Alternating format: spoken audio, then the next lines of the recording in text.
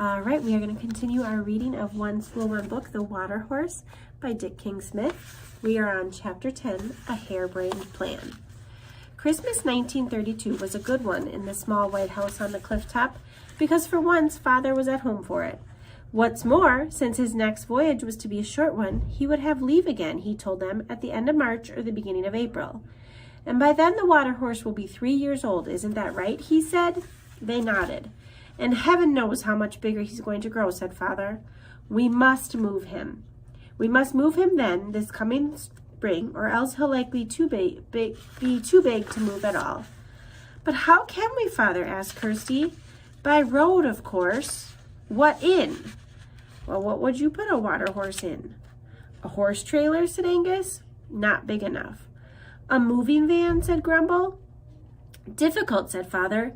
Moving vans are quite high off the ground, and it would be very hard to load him. You'd need a crane like we use at the docks. Anyway, what about the moving men? They'd be bound to see him and the story would be out. No, it seems to me there's only one kind of vehicle suitable for this job. A cattle truck, said Mother. Exactly. You've got it. They're just big enough. They're strong enough to carry about a dozen bulls. They're covered so that he won't be seen on the journey, and they have a good long tail ramp to let down for him to scramble up.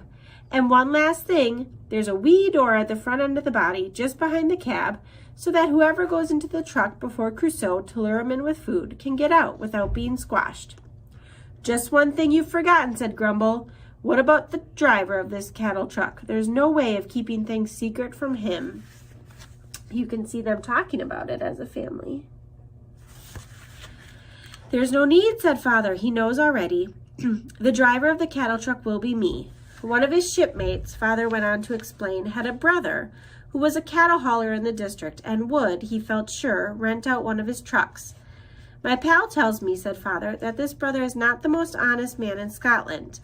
Now and again, apparently one of his trucks might pick up a bunch of cattle from an outlying field on a dark night and put them in a different field 40 or 50 miles away. Rustlin', you mean, said Grumble. Father nodded. Mother looked worried. You mean, she said, that you're planning to let this hauler think you want his truck to go cattle rustling? Father grinned. A nod and a wink and a bit of extra cash in his hand should do the trick, he said. I've got a clean driving license, and though I've never driven a truck, I expect I'll soon get the hang of it. Mother opened her mouth to question such a crazy idea and then shut it again. Just as she had been pleased to see Crusoe's departure from the goldfish pond to the lock-in, so now, she realized, she was glad to think he would be going many miles away, out of their lives forever, perhaps. It was not that she bore the water horse any ill will. It was simply that for nearly 3 years now, he had occupied so much of everybody's time, besides demanding, unfairly, she told herself, constant supplies of sardines and herring and chocolate chip cookies. Her children, she felt, unfairly again, excuse me, had neglected their homework, and her father had done less in the garden. Now her husband was proposing to remove the creature. Good. Humph, she said, with the look and tone of Grumble. I have never heard of such a harebrained plan. I washed my hands of it, and she marched off to the kitchen to wash the dishes. But where are we going to take Crusoe? Asked Kirsty. It's got to be a really big lock, hasn't it? Asked Angus. You're right, Angus, said Father. Get the map out of the drawer, will you? It's the one marked West Scotland, Islay Gairloch. And when Angus had gotten it, Father spread it out on the table.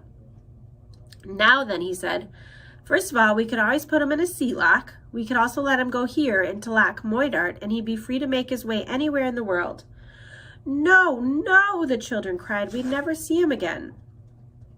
Then it's one of 3, isn't it? Said Grumble. There's Loch Morar. That's the nearest sizable one to us and very, very deep. Maybe the water horse that is said to live in it when I was a boy is still there. Might be company for him. Wait, though, said Father, looking at the map. See here? He could easily get down the River Moor to the sea. That's no good. Well, then what about Loch Lomond? That's big enough. Too far, said Father. I don't want to have to drive all that way. That only leaves one, then, said Grumble, and he pointed to a long blue stretch of water that ran diagonally up the northeast, 24 miles from end to end, and maybe the deepest of them all. There's all the space he could want there.